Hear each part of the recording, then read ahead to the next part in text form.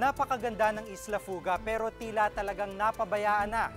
Dahil sa mga problemang aming nakita, binalikan namin ang isla. May nadiskubre kami sa mga gulayan ng palengke. Mga tindero na kung tawagin ay buraot. Panoorin, baka isa ka sa mga nabiktima na nila. No-read daw ang maraming Pinoy. Walang hilig magbasa kaya't dumarami ang mahina ang sentido. Kasama ka ba rito?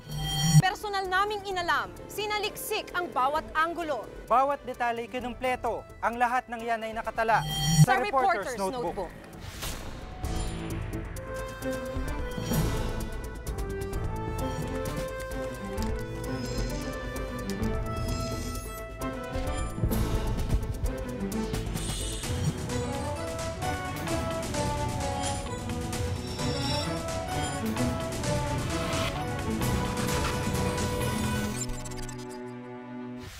Salat sa pagkain, walang doktor at kulang sa pasilidad. Ito ang unang natuklasan namin nang unang makapunta kami ng Isla Fuga.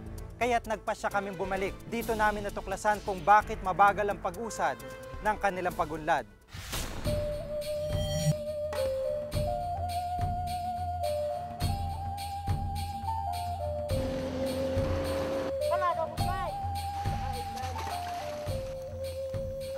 Nang una kong makita ang Fuga, hindi ko napigilang humanga sa ganda nito.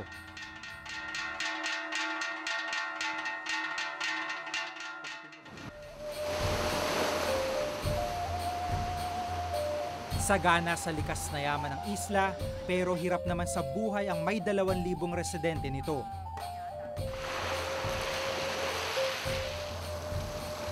Mahigit isang buwan na nang una kaming magpunta sa isla. Nakilala ko noon ang pamilya ni Julie. Sa gitna ng matinding sikat ng araw, kasama ang kanyang asawa at 5 maliliit pang anak, ang ipinagbabawal na pebble poaching ang kanilang pinagkakabalahan. Ipinagbabawal man, ito lang daw ang alam nilang mapapagkakitaan. Ni wala kasing oportunidad para makapagtrabaho sila doon. Ang kanilang pananghalian, nilagang gabi mula sa gubat. Kumusta yung buhay niyo dito sa Fuga? Mahirap po ngayong taon na to. Ang buhay namin dahil nasira yung palay namin, wala kaming naani. Kahit man lang isang sako, wala. Nasira lahat. Sa Fuga, kapansin-pansin ang maraming kasalatan. Walang kalsada. Walang malinis na tubig. Walang maayos na eskwelahan. At walang kuryente. Kaya mga bata sa ilaw ng gasera nag-aaral. Manolo was the son of a great bullfighter. The people expect him to be a great bullfighter. Wala ring ospital dito. May health center pero natuklasan naming ibinebenta ang mga donasyong gamot. Konti lang naman yung ipinapatong namin na kwan para para mas maipalakain namin pagkatapos ibibili namin ulit ng mga gamot sa kwan sa Claveria. Ang batang ito hindi mapatahan. Masakit ang kanyang paa dahil sa mga butlig, pero walang gamot para sa kanya. Si Alex hindi makatayo. Nataga siya sa tuhod habang tinutulungang magkaingin ang kanyang ama. Nang umuwi kami noon pabalik ng Maynila, nakasabay sa amin ang albularyo ng isla. Bakit po ngayon lang kayo nakaalis? Kasi walang sakyan na nagpunta ko sa Kasabay po kayo sa amin. Opo. Ano po ba nararamdaman niyo? Medyo ang bisikmura ko sumakit sa akin. Sa mga panahong tinatamaan ng matinding sakit ang mga taga-Fuga, tila wala silang magawa kundi mamilipit na lang sa sakit. Kung ganito ang malakas ng alon, sir, hindi na namin maitatakbo sa labas kasi iniintay na lang po namin na namamatay. Ang may 2,000 residente ng Isla Fuga. Ipinapanood namin kay DSWD Secretary Dinky Soliman ang aming mga nakuna noon sa Fuga. Sinabihan namin siya sa plano naming magsagawa ng medical mission sa isla. Unang-una, kailangan tanungin sa mga tumitira doon, ano ang kanilang nakikitang kinabukasan ng isla. meron ba tayong talagang magagawang programa, batay na rin sa kanilang kaalaman at kanilang karanasan na magbibigay ng palagiang pagkain. 2,000 food packs ang ipinangako ni Secretary Soliman na maglalaman ng bigas at mga delata. Sige, oo. Bukod sa pangakong tulong ng DSWD, agad ding rumesponde ang GMA Kapuso Foundation. Ilang kumpanya rin ang nag-donate ng mga grocery, gamot, bigas, libro at generators. Bukod dito, mahigit 20 doktor mula sa ugnayan ng pahinungod ang volunteer service program ng UP Manila ang nangako ring tutulong. Matapos ayusin ang mga dadalhin, agad kaming bumiyahe pabalik ng fuga.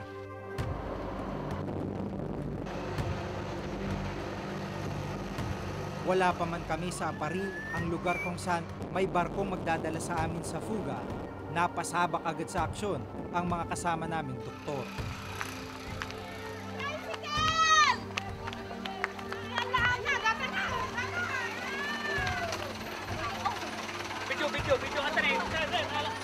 Ilang hakbang ang layo mula sa kinakainan naming karinderya, nangyari ang aksidenteng ito.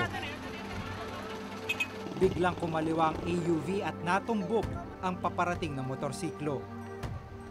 Putol ang binti ng matandang nakasakay sa motorsiklo.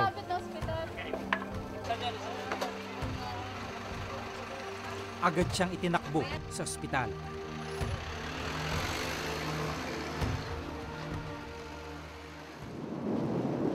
Pagdating sa DSWD Regional Office sa Tugigaraw, nakaparada ng isang truck ng food packs na aming dadalhin sa fuga. Mag-uumaga na nang marating namin ang Apari, Cagayan. Matapos ang mahigit 12 oras na biyahe mula Maynila hanggang Apari, 5 oras naman ngayon ang aming babaybayin bago makarating ng fuga. Pagdating sa Pampang, agad naming ikinarga ang aming mga dalang tulong sa barkong aming sasakyan papuntang fuga. 4 na oras din ang inabot ng pagkakarga ng mga pagkain at gamot sa barko. Kinailangan pa kasing isakay muna sa maliit na bangka ang mga kargamento papunta sa malaking bangka ang aming sasakyan. Hindi kasi pwedeng dumaong sa mababaw na tubig ang malaking bangka. Halos handa ng lahat sa aming pag-alis nang magkaroon ng problema. Lumakas ang alon sa dagat. Nagdesisyon ng kapitan ng barko, hindi kami maaaring bumiyahe. Kaya ang bago naming problema, kung saan ilalagak ang may 15 toneladang gamot, libro at pagkaing dala namin na noon ay nasa barko na. Ang simbahan ng aming naisip. Sa kanila namin ipagkakatiwala ang aming mga dala. Pero tumutol ang mga DSWD representative na aming kasama. Sa munisipyo daw kailangang dalhin ng goods. Nangako raw sila sa asawa ng mayor, doon na sa kanya na lamang ihahabilin ang aming mga dala. Bagay na aming tinutulan. Ang secretary, hindi alam Wala, hindi ko kayo may ipit dyan eh. Kasi kung i-account nyo to, re-receive namin. Sige, kami nang bahala. Responsibility sige, bibigay namin, walang problema. Kaya lang yung mga Kasi basahin. nagtataka lang ho kami, bakit ang laki ng issue na simbahan naman yung mga Walang alaga problema, sa sir. kanya? Wala. Ang ano ko lang is, nag-ano na kami kay Mayor last night na yung goods dyan dadalhin. Kasi yun ang ano sa amin na pag may goods, i-ano namin sa LGU. Matapos ang mahabang pagtatalo, sumunod din sila sa aming kagustuhan. Ipinagkatiwala namin kay Monsignor Gary Agkawili ng simbahan ng Apari ang mga kargamento. Nanghiram siya ng truck para hakutin ang mga pagkain, gamot at libro papunta sa simbahan. Nang maayos ng lahat, gumaya kami papuntang Maynila at nangakong di magtatagal ay babalik kaming muli sa fuga.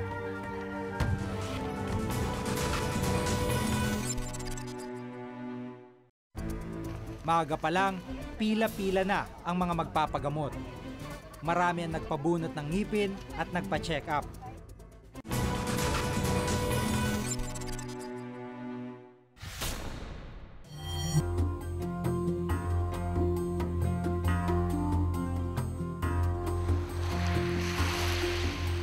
Pribadong isla ang fuga. Sa dokumentong aming nakalap, Isang Spanish title ang pinagmula ng pagsasalin-salin ng pagmamayari sa fuga. Noong 1954, nabili ito ni Alfonso Lim Sr. Mahigit 90% ng shares ang napunta sa kanya. Pero ang nakapukaw sa aking atensyon, ang pangalan ni dating Pangulong Diosdado Macapagal bilang isa sa mga nagmay-ari ng fuga noon.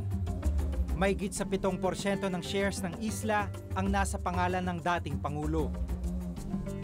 Sa dokumentong nakuha namin sa DENR Cagayan, nakasa doon na ngayon ang Fuga Island Holdings Incorporated, isa sa mga kumpanya ng yumaong negosyanteng si Tan Yu, ang nagmay-ari na ng buong isla.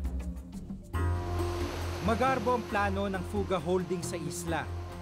Balak itong gawing Hong Kong. Pero kung gaano kagarbo ang kanilang plano, tila wala naman silang malinaw na plano para sa mga tao rito. Noon pa man sinubukan na naming kunan ng pahayag ang kumpanya, pero wala silang naging tugon dito. Ayon kay DENR Secretary Mike Defensor, legal ang pagkakabili ng may-ari sa fuga. Pribado na raw ito at kung tutuusin, hindi na raw pasanin ng mga may-ari ng fuga ang mga residente roon.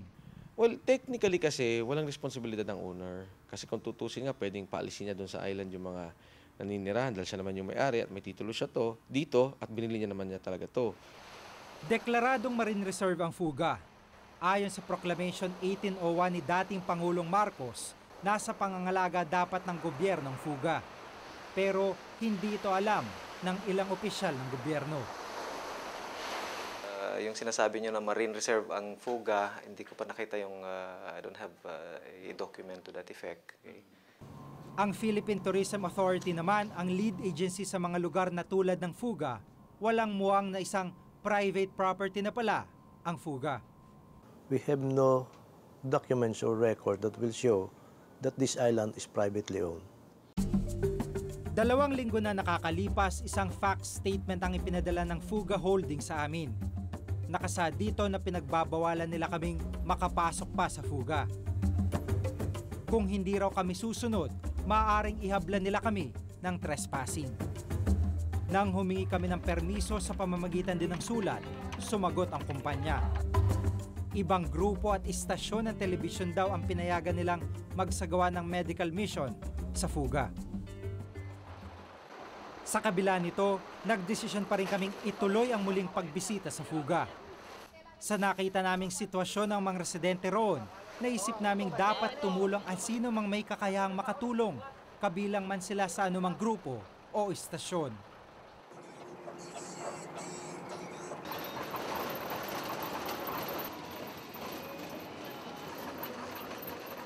Bukod sa aming team at mga doktor mula sa PGH, kasama din namin ang Francis Jeremy Foundation, mga volunteers mula sa UST, Kiwanis Bulacan Chapter, si Professor Connie Alaras ng UP Diliman, at ilang archaeologists mula sa National Museum.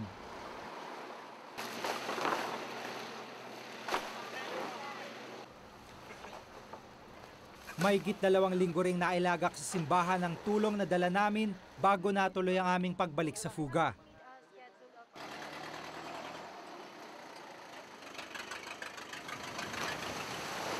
Masyadong malalaki ang alon sa Babuyan Channel. Hindi naging madali ang aming biyahe.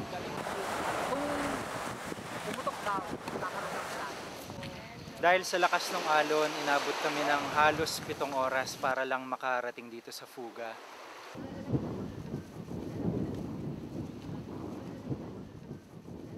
Takip silim na makarating kami sa isla.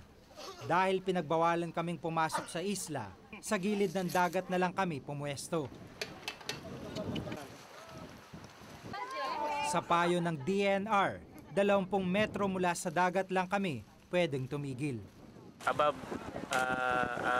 20 meters again landward, we call that as the salvage zone. So salvage zone are for naman yan for recreational purposes.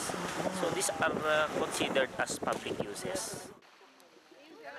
Kaya dito sa Pampang na lang kami nag-set up ng mga tent na aming tutulugan. Dito na rin kumain ang buong grupo. At dito na rin kami natulog.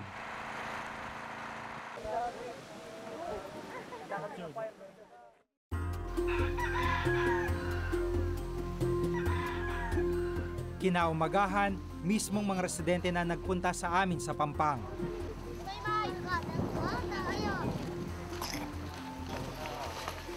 Maaga pa lang, pila-pila na ang mga magpapagamot. Marami ang nagpabunot ng ngipin at nagpa-check up, mapabata o matanda. Ang malalabo ang mata, nabigyan ng salamin. May ilan ding nagpa-opera ng kanilang mga bukol. May mga libreng gamot din na ibinigay sa kanila. Si Aling Carmen halos mangyak-ngyak na lumapit sa akin. Hindi basta sugat ang nasa bibig niya, pero wala siyang pampagamot. Unang-una yan, irritation yung nangyari. Pag nai-irritate, yung mga cells nagre-react differently. Ito ang pakilagay ko lang, cancerous growth eh. Matapos magpatingin sa mga doktor, binigyan na sila ng mga food packs. Baka sa kanilang kasiyahan habang inaabot ang mga kaunting tulong. Thank you. Salamat. Ang mga bata naman aliw na aliw sa mga librong ibinigay ng aming grupo para sa kanila.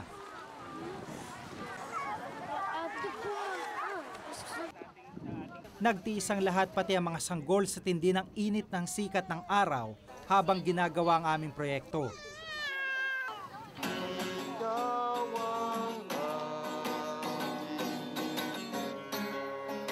Dahil hindi rin kami nakatuloy sa lumang simbahan sa loob ng sitio, sa ilalim ng puno na lamang nagmisa si Monsignor Gary.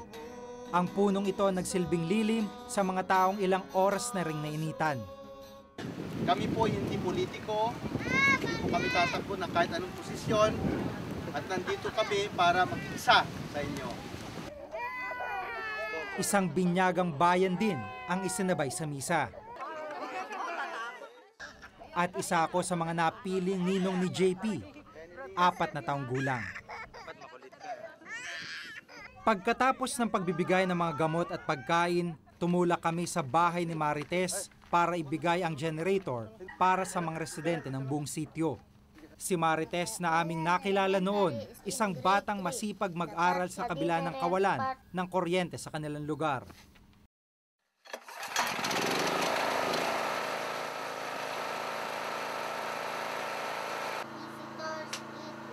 Ngayon, hindi na mag-aaral ang mga bata sa ilalim ng mausok na gasera. Masaya po, ma'am. Bakit? Kasi dahil may ilaw na ako pag magbabasa ako sa gabi. Meron silang skill na for the buy and sell, membro mga sari-sari store, yung sa mat weaving, saka yung kasi marine meron sila yung sa buy and sell din doon ng mga dried fishes, saka mga lobster, so kailangan pa rin nila yung puhunan. Dapat may maliit na district hospital eh. Pero alam ko, ang laking gastos nun eh. Kasi kung may maliit na district hospital po, masasagot na niya yung problema ng lugar. Gaya nung unang comment nga ng ibang mga pasyente, pag nagkakasakit, hintayin na lang mamatay eh. Ang groceries namang ito ang naging handog namin kay Julie. Pwede na siyang magpatayo ng maliit na tindahan. Masayang-masaya po ako dahil yun nga binigay niyo po. Magpapasalamat po ako sa inyo. Walang kuryente sa fuga. March 1, 2005, nang una naming ipalabas ang istorya sa fuga. Ayon sa ilang residente ng aming nakausap, kung nooy mahirap daw makita ang anino ng mga opisyal doon nitong nakalipas na buwan, sunod-sunod ang kanilang pagbisita. Pag-alis namin sa fuga, isinama namin sa Maynila si Aling Carmen. Sa tulong ng mga kasama naming doktor mula sa UP Manila, i-endorse siya sa PGH para maopera na nagsisimula niyang kanser sa bibig. Napakaganda ng Isla Fuga. Ngunit hindi dapat tumigil ang lahat sa paghanga sa itsura nito. Sa gitna ng kagandahan, dapat ay hindi rin malimutan na may mga taong dito'y nabubuhay. Mga taong tulad ng bawat isa sa atin ay may mga karapatang dapat pangalagaan para makapamuhay na maayos, ligtas at marangal. Palagay ko konti lamang at panandalian ang mga naitulong namin sa mga taga-fuga. Pero ang pinakamahalaga na ipakita natin sa mga namumuno na kahit paggaano kalayo at konti ang populasyon, dapat pa rin silang pahalagahan. Ako po si Jiga Manicad at ito nakatala sa aking Reporter's Notebook.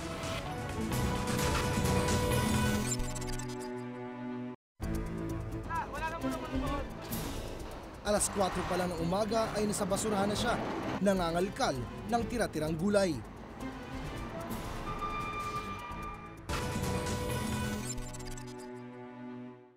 Mapadamit, sapatos at kung ano-ano pang gamit. Binabargain, bagsak presyo talaga.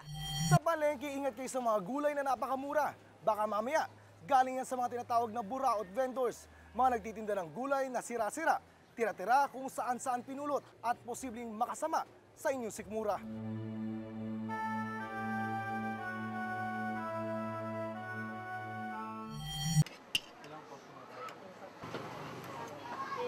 Masarap ang kain ng mag-inang ito. Malinamnam daw kasi ang gulay nila. Pero alam nyo ba kung saan binili ito ni Tinay?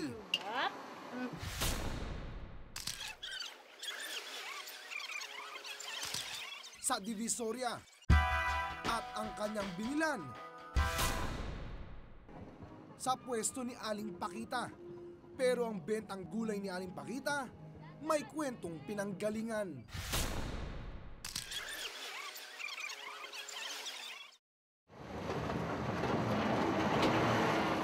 Alas 4 pa lang ng umaga ay nasa basurahan na siya, nangangalkal ng tira-tirang gulay.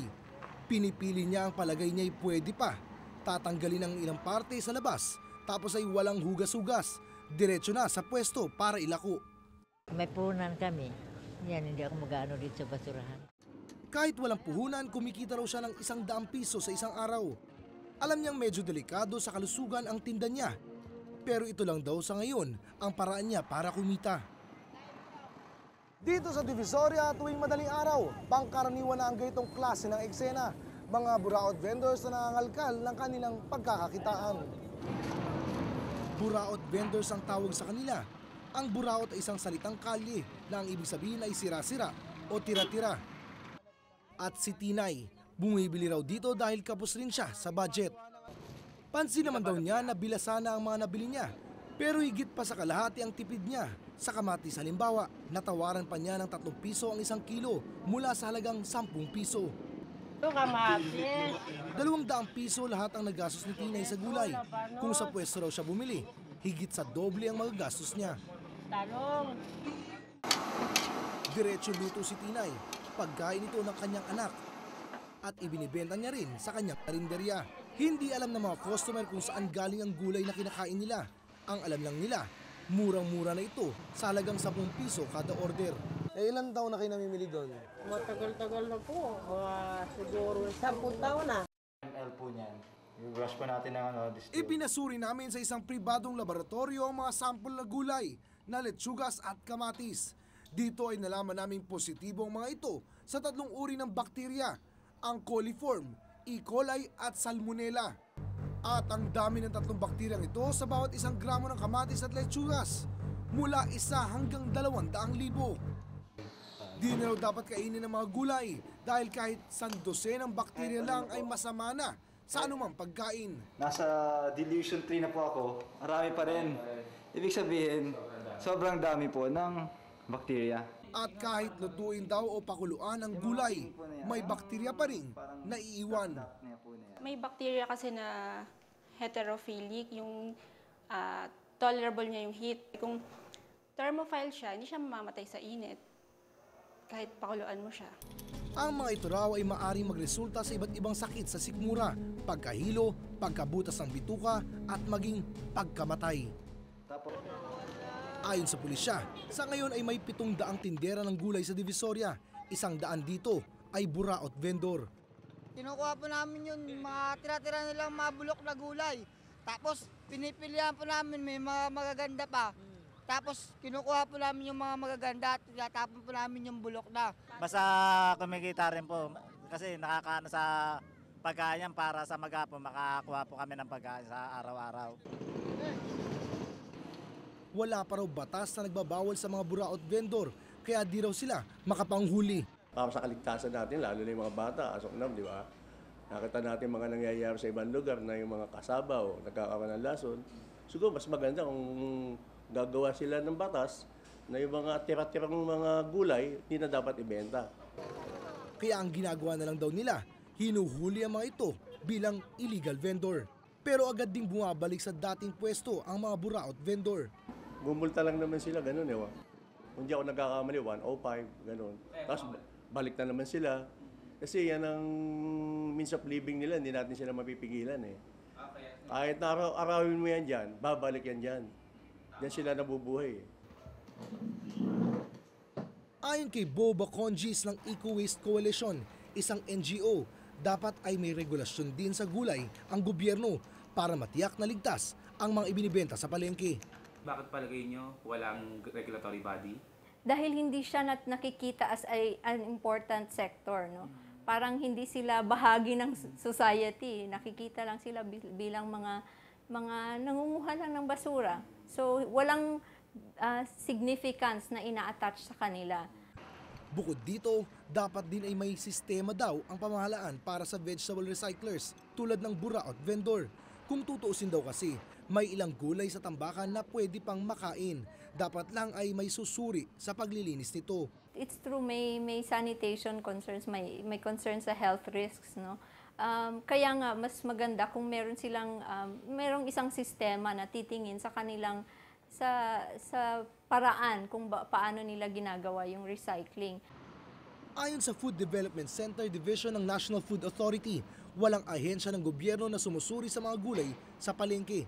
Di tulad sa karne, kung saan araw-araw ay may meat inspection. Iba ang focus sa mga vegetables. So iba ang ibig sabihin natin na potential contamination sa vegetables. Ang maaring potential contamination, hindi mikrobe sa vegetables, kundi maaring mga toxic chemical contamination like pesticide residues. So iba ang sistema sa vegetables, iba ang sistema sa meat.